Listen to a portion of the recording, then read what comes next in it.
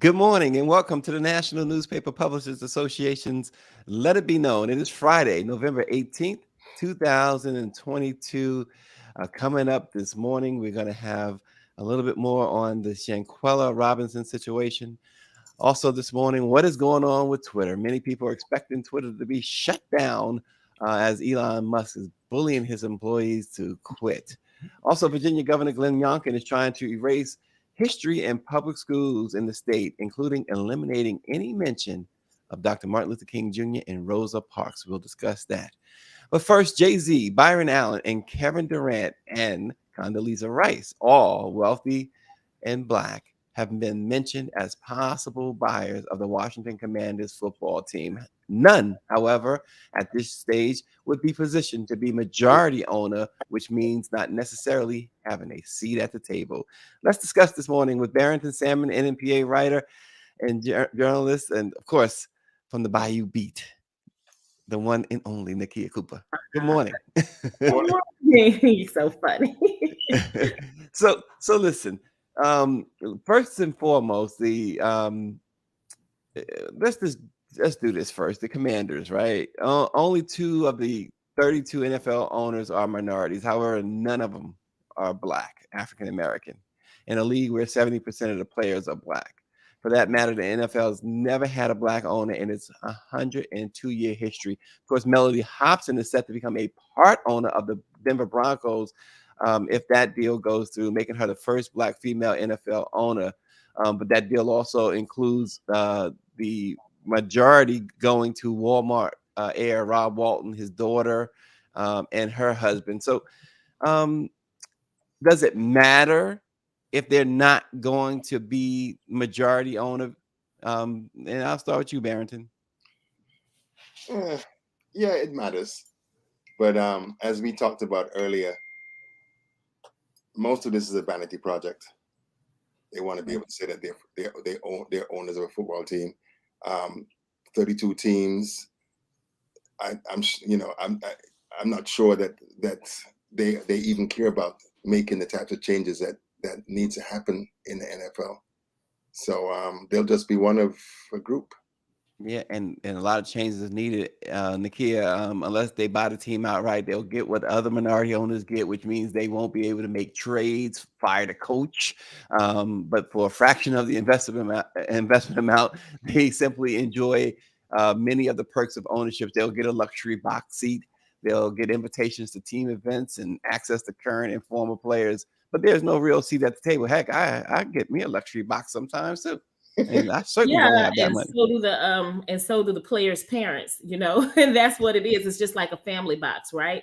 Right. I think that I agree with Barrington. It's like it seems like part of it is vanity, and another part is baby steps at its finest, right? It's really baby steps, but are they taking these baby steps to really push their way into a room? You see someone like Condoleezza Rice, she should be able to really evoke some change. And I see her holding the jersey, and I am going to a Washington Commanders game. They're playing the Texans this Sunday. They'll be in Houston. And I'm not even a sports person, but hey, sometimes you get some tickets, you go. And not even in knowing a luxury suite too, right? I'm not gonna be in a luxury seat. I'll be out there with a hat on, trying to make sure my makeup is not freezing up. But it's one of those things that to where you say, should we be grateful? No, we should not. Right. Should we bust balls and make them say that this is not acceptable and we really need that seat? Because we are powerful enough to actually have a seat at the table.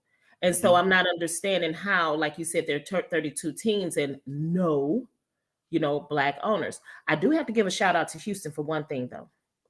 I recently published a story in Bayou Beat, and I'll show that later, about representation matters.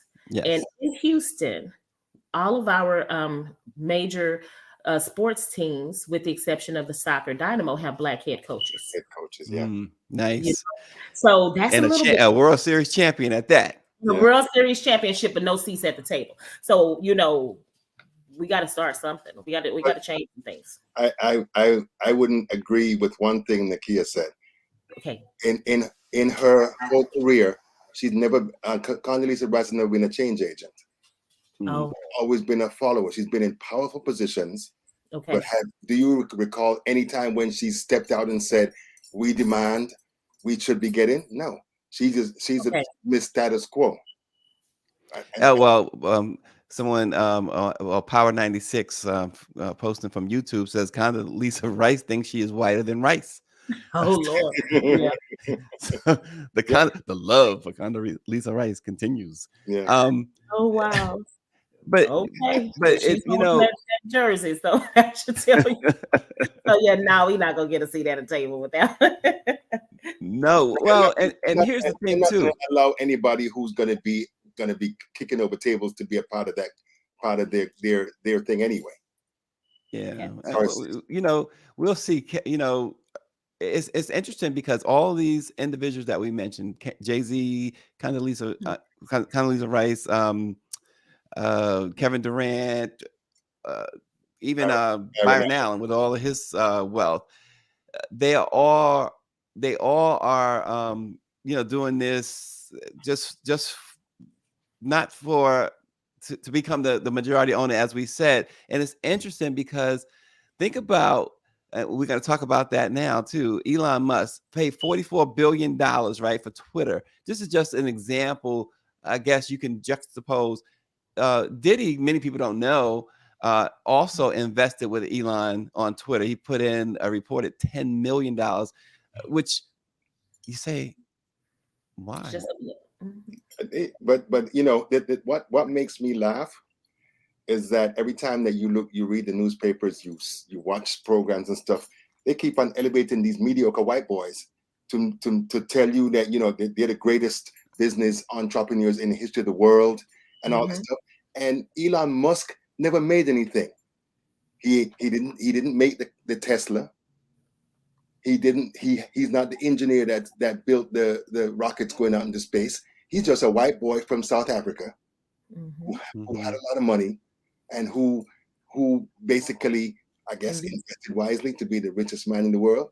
But if there's nothing that I love more, is to see these people who they claim to be icons of business acumen to flame out and burn.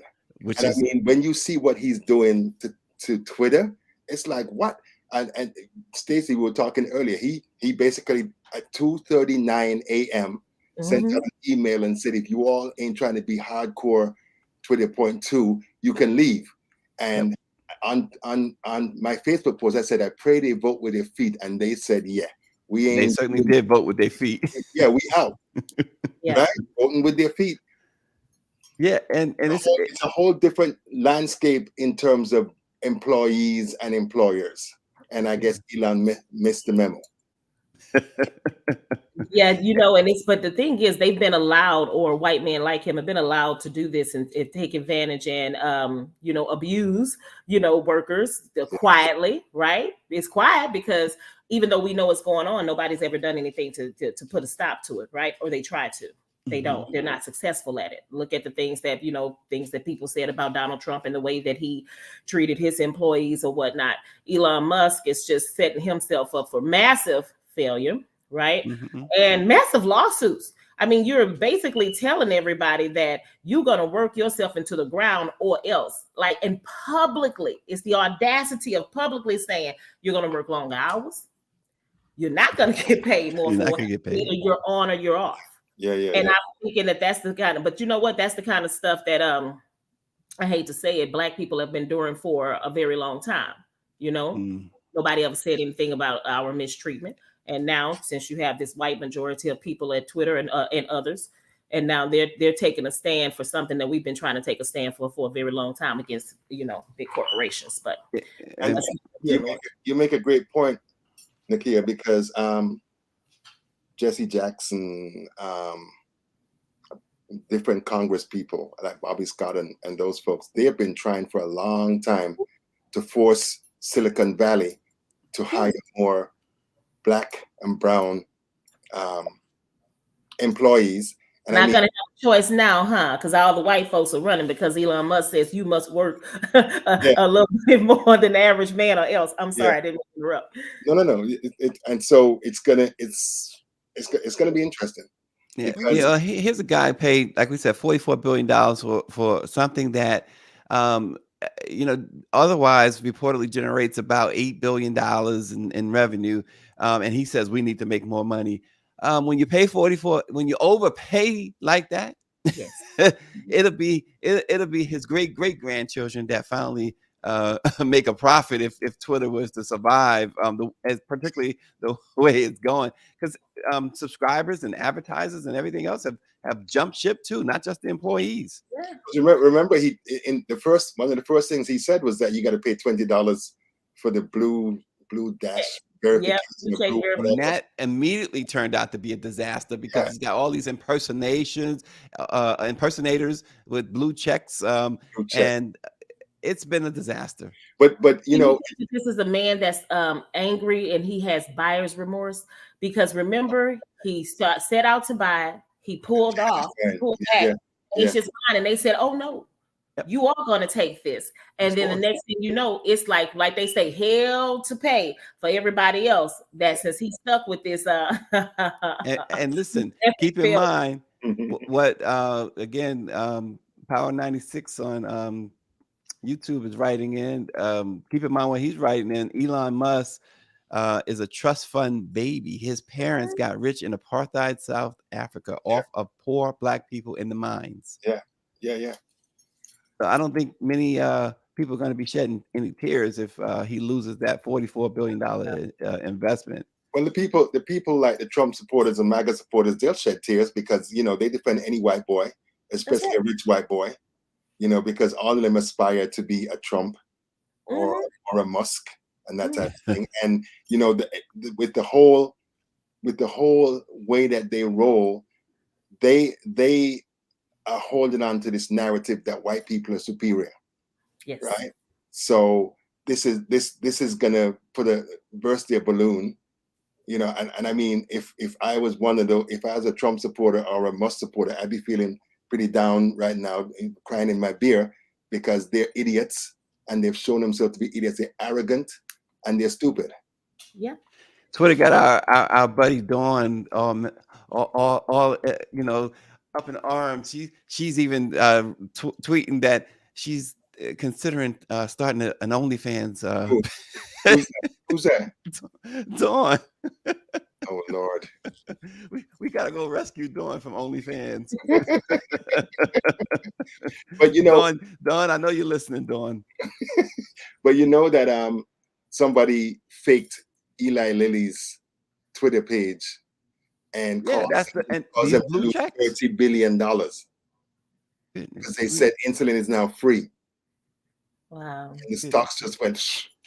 But isn't that's a good lesson for him to show him how his platform, like they say, is breachable. Improve. I mean, in place and all of that. He can't do anything because he's not an engineer. That's right. Never created anything. And he steadily insults the ones who are the engineers, the ones who really run the platform. And that's what, there was a couple of the employees who walked out, like you said, Barrington, the engineers too, they said this exact same thing what you're saying. It's like, he doesn't know what he's doing. Yeah. And then when we tell him, he's like, Donald Trump, you're fired. Yeah. It's unbelievable. And speaking of Trump, one of his proteges, Governor Glenn Youngkin, unveiled a new draft policy that would update the standards of learning when it comes to teaching history in Virginia classrooms. His critics say it's politically motivated and have accused the administration of glossing over difficult parts of American history. In his 53-page policy report outlined yesterday, they're attempting to eliminate any mention of Dr. Martin Luther King to K to 6th grades, any mention of Rosa Parks, and Christopher Columbus's role in the slave trade. They want to eliminate any mention of that until the student reaches the 12th grade at the least. This is just Go ahead, Nakia. You said what? You said what? No, I almost cursed. I said, "What the?" And then I just stopped. I'm sorry. Oh, don't be like Barrington. You'll get in trouble. Oh gosh, no. But But you know, it's interesting because voters, some voters, particularly white voters, they're so malleable, they're so gullible, because this dude, you know, he have on a business suit. He's a businessman, and he pretending like he ain't Trump, but he's as racist. Because if I was watching a couple of programs with them talking about what they're trying to do. They said the new education program is almost 100% Eurocentric. mm-hmm. They want the K through 5th graders to concentrate on Europe only, not on Asia, not on Africa. They don't want to talk about racism. They don't want to talk about Jim Crow and all of it, you know, and you know, so he's a northern version of that idiot in Florida. Well, it seems like they're all worried about making white people uncomfortable with the history of what they've done. So well, isn't it more erase us and erase history? Yeah, you know, isn't it not just only about making other white people, as you say, uncomfortable, but they're uncomfortable themselves, right? Yeah. You know, this is where motherhood and fatherhood and Black America has to stand up and say, F you, F your books, and take control, right, in our own households. My daughter just turned 16, and like I've been doing this thing where I've been like, I don't want to say I'm almost in panic mode, because when I tested the waters to see exactly what my children knew, and when I saw that they weren't being taught as much as I thought, as much as we were taught, right? Because gone are the days where we have, you know, some of our Black history, or our history teachers and our Black educators in the schools that actually taught Black history throughout history. It wasn't just a lesson in history. We have to go against what they have in the books, right? Because the people today are not old school. So I had to go back to some old school teachings with my daughter. We just watched it. I just put it in here the other day, and this is funny, this is before I even saw this topic. The Black Woman, we watch it on YouTube, featuring Nikki Giovanni and Lena Horne, right? I pulled up the other Nikki Giovanni's talks with Charlemagne the God, you know, and she's talking, and she's speaking her mind. I pulled up a lot of things, like I have my sons, because I have a son and a nephew, and both of their fathers are deceased. But I'm sorry, and regardless of what people think about Minister Louis Farrakhan, I don't always agree with everything he says, but some things I, you know, pull up to watch. And there was one other thing when he was even talking about a man, and he said as a child he stopped a young girl from buying him an ice cream cone, and he's like, "You're not going to buy me an ice cream cone. I'm gonna buy you an ice cream cone." And talking about those little things about manhood and things of that nature that we need to know. I am pulling these things, and I am sitting down and I'm educating my daughter, because she's about to be one of these young Black beautiful women on college campuses by herself, sitting duck with racists, with young white women who grew up with a silver spoon in their mouth. Because trust me, my daughter, hey, she's growing up very well, but they have a sense of entitlement, most of them, over her, to think because she is Black, she is less than. And I know she can run circles around them. She's 5'11", doing what she needs to do. But here's the deal. You have people like this misguided or just racist governor hiding behind his political, right, or under the protection of his political title, and nobody's stopping him to say, hell no, we cannot do this. You got a Black lieutenant governor too. Yeah. And he's sitting there not saying anything. How dare you? How dare you sit up here and say that? He's not saying that part of culture. This is our culture. You cannot erase what you did. You cannot run from it. You cannot hide it. And that is all there is to it. And anybody that's going to sit back and allow them to do that needs to be all. The schools, just everybody needs to be replaced. And I think this next 2 years, it's going to be very interesting, because that person said I'm running again, right? And I saw a lot of Democrats rejoicing, saying, "Come on with it," because of the simple fact, yeah, possibly, impeached twice and all of the other things. And we saw who his people were in their education level outside, on January 6th. But it's just time for us to come stronger for even things like this. It's time for women to get their rights back. It's time for them not to try to erase us culturally, right? Even though they are swagger jacking all of our styles, all of our Wait, time Oh, out. swagger jacking. Swagger jacking. Barrington, come on now. I know you didn't hear that expression before. Never heard that word. Right. Oh yeah, well you know that when they call it cultural misappropriation, right? Misappropriation. Okay, it's called swagger jacking. Okay, Shucks. when the white women are wearing cornrows, that's swagger jacking. Oh, how about that girl Cash Me Outside? Y'all saw that? There you go. That's swagger jack. I mean, we gonna let her keep that. We don't want that. We don't want that. That's we speak a little bit better than that. She turned. What color is she now? I mean, Who knows? I don't know. But it's a lot of them out here swagger jacking our bodies, our lips, our hairstyles, and everything like that. And yet we still go back to it. Don't have a seat at the table, right? It's Kim Kardashian, the most famous Black woman in America. We're gonna just let it rest on that one, right? But I'm gonna go ahead and what they say. I threw up in my mouth on that one. There you go. What Nakia said is true, because I've been arguing that what we need to be doing as Black people is going back to Saturday schools. Yes. We have to, because the thing that is interesting to me is that I used to cover education, and I would meet parents who were unsure. They might not have had the type of educational level that the teachers or the administrators had, so they were kind of, a little hesitant and stuff. But we don't have to reinvent the wheel. Mm-hmm. This has been something that communities have been doing from long before we came here. Mm-hmm. The schools are not supposed to be your children's primary source of education. You are. That's right. And another thing is that Democrats, they've been asleep at the wheel.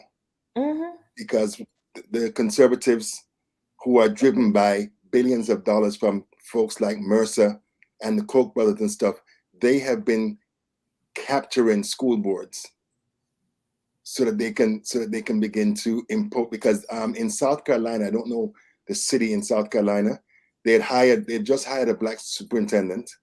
They fired him. They fired the attorney, and they put in a whole bunch of stuff, banning books, all these things to put and rewriting the history book, because Youngkin in the Board of Education said that enslaved Africans were new. They now term them as new immigrants. Really? It's just it's just unthinkable. We're gonna obviously be talking more about this as the days and weeks go on. A couple of other topics I wanted to get to. We're going to get to that frightening, this horrible, not just frightening, but horrible Shanquella Robinson situation in a moment. But I wanted to just lift this up a little bit. Jerry Seinfeld gave his thoughts on Dave Chappelle's Saturday Night Live monologue. Of course, Seinfeld is Jewish, and he said that him and Kanye, not Kanye, he and Chappelle have been friends. Of course, Chappelle appeared on his Comedians in Cars program, and he said, I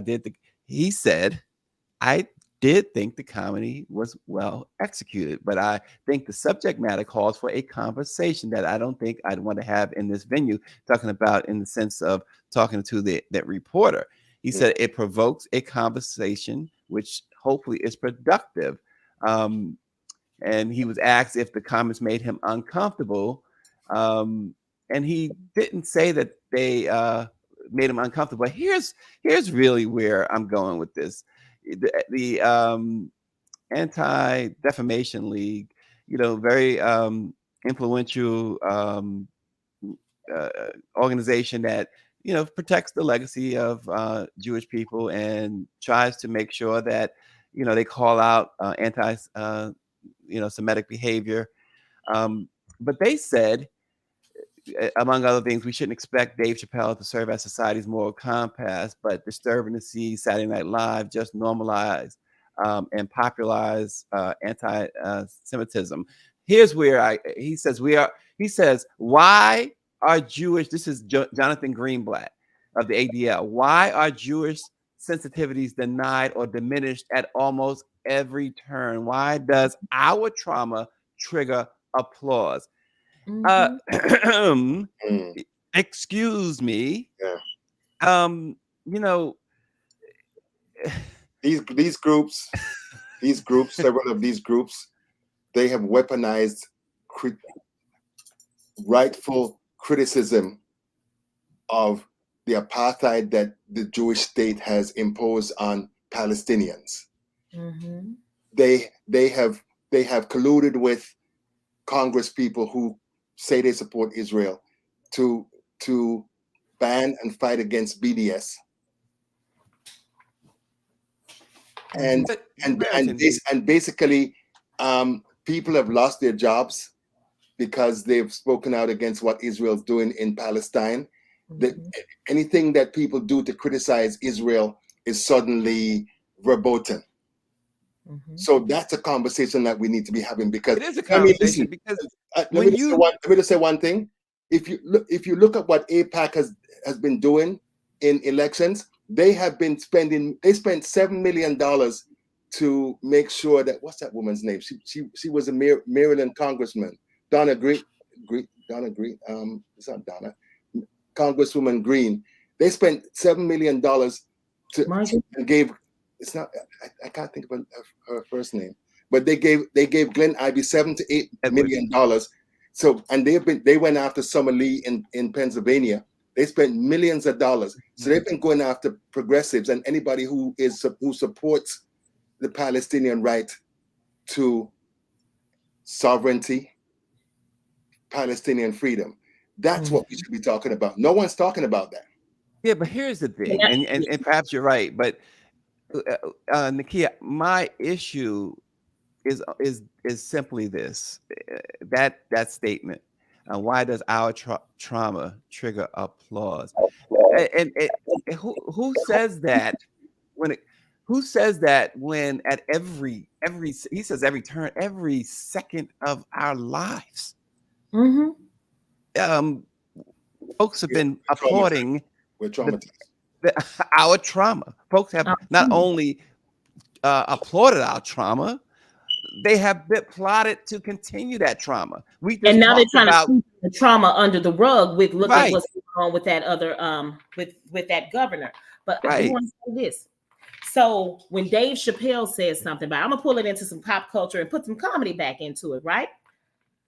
Anybody, because I am a closet or a huge Seinfeld fans freak, from that their comedy series. Oh, yes.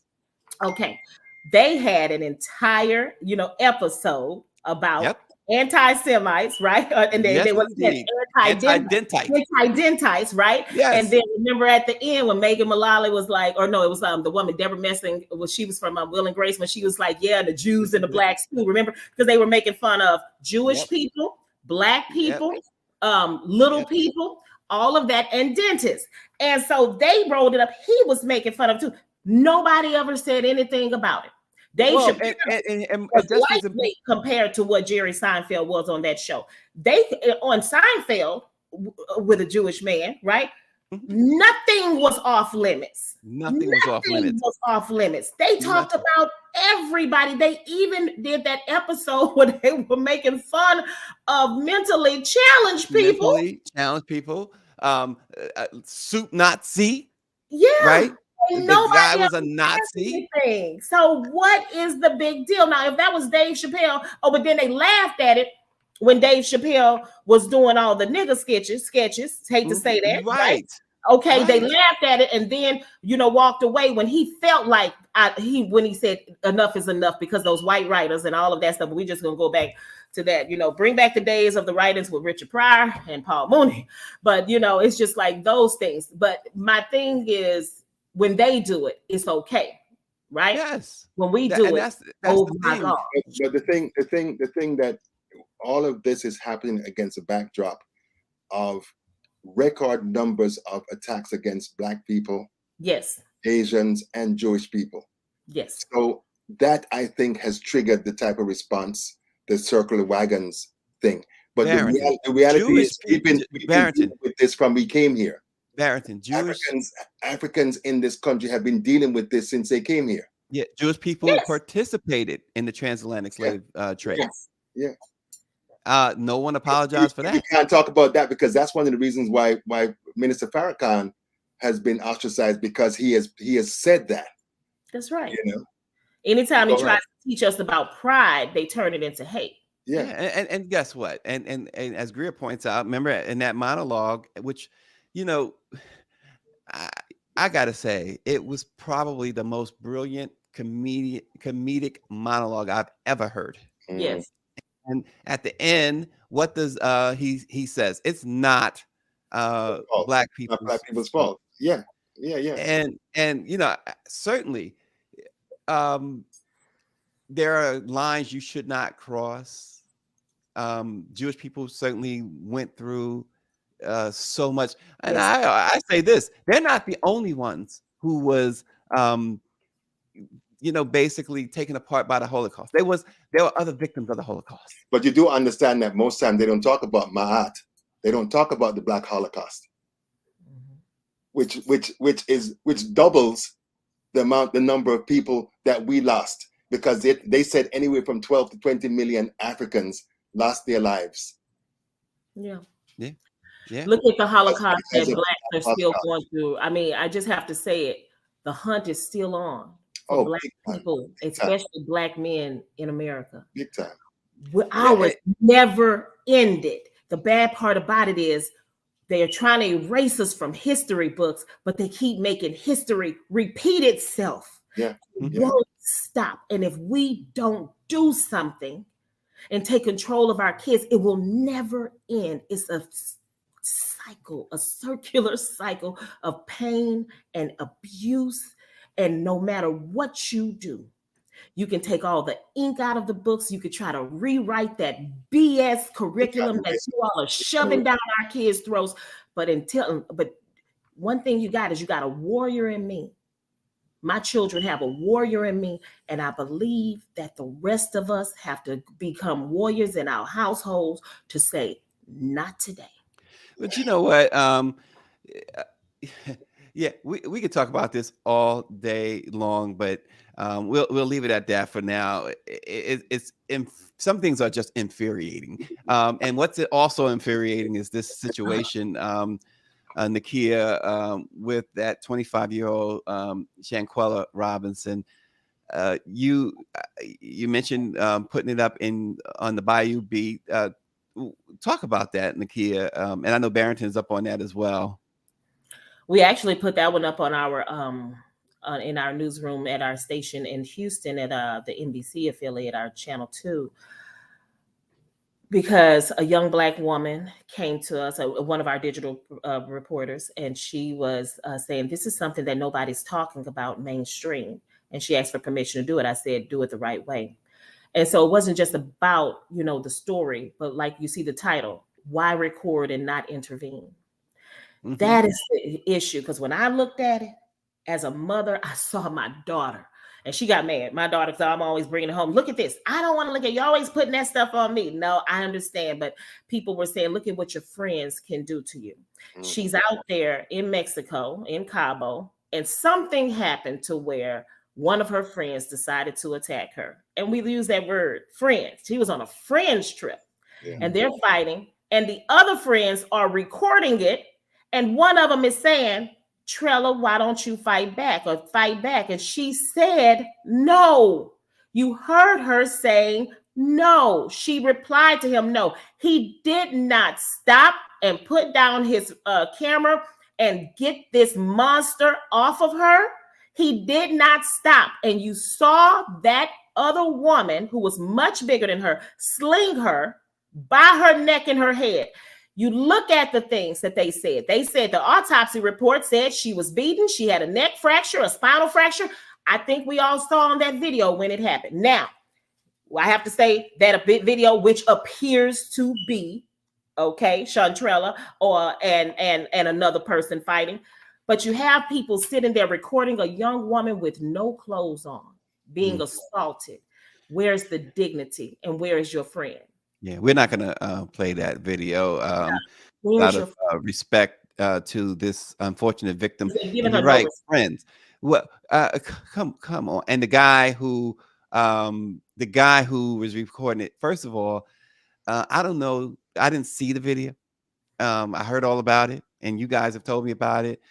I don't know what type of guy this was who would stand there and record as this happened, but it's a problem when it's a problem. It's a problem that we pick up these cameras, our phones at every little thing. Now, some things, we're glad that cameras was around, phones were around, but in this case, they look like they're in a hotel room, and this guy is not. He's doing nothing to intervene here. But these are not friends. Watch who you hang out with. Yeah, I think it also points to the absolute moral rot of people, because I've seen videos of people being beaten, people being brutalized, and nobody intervenes. Yeah. And it's interesting because I often go back to the videos that we saw of George Floyd's murder. Those folks wanted to intervene. Yes. Even as they were videotaping, and the cops stopped them from intervening. It makes you wonder what is going on in people's minds that they can see this type of brutality going on and think it's okay. I hope all of them go to prison. Yeah. I hope all of them go to prison, regardless of the goddamn stories that they have. I hope all of them go to prison and never get out.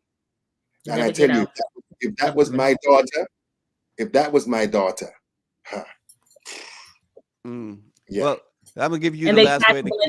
Alcohol poisoning. All of the kids, or all of the young adults said to try to tell her mother, "Oh, it was alcohol poisoning, and she drank." Yeah. Nah, and then that video came out. But this is the other thing you have to say. Is there a conscience with the person who went ahead and released that video? Because he knew. Yeah. But that's what, thank God that it has now been released. He should have stopped it, because there were multiple people in that room. They should have stopped it. But now, since they didn't, at least we have a picture of what could have happened, because it shows she was attacked by one of her own, what they say, friendly fire, right? Okay, because they could have said, oh, something happened in Mexico. We don't know what happened, and blamed it on somebody in Mexico, a native or a local or something like that, and had something else totally going on. I hate that she's gone. I think that these are lessons we don't need, and this is a cautionary tale to our young people of be careful who you call your friends. Yeah, absolutely. Nakia Cooper, thanks for this really, really sad story, but one that must be told, and people need to be held accountable big time on this, and hopefully that will at least soothe that family just a little bit. Thanks so much, Barrington, as always. We got to send him back to his prayer session, because he needs prayer. It's not a prayer. It's not a prayer session. What is it, Barrington? It's prayers. It's prayers. I get up in the morning. I say. Yeah, he dissed us the other day. We had him scheduled. He said he was praying all day. What was you praying about? Stacy thinks he's slick, but it's okay. What was you praying about, boy? I get up in the mornings between midnight and 5 or 6 to pray, and it went long because I have a lot of stuff that I got to do. I got a lot of stuff I'm praying for. I got a lot of people that I'm praying for. It is so good when somebody is spiritually inclined and they're attached to spirituality. And Barrington, you're a well-rounded individual. Thank you so much for joining Let It Be Known. We'll see y'all next week. Thank you, sir. You guys take care.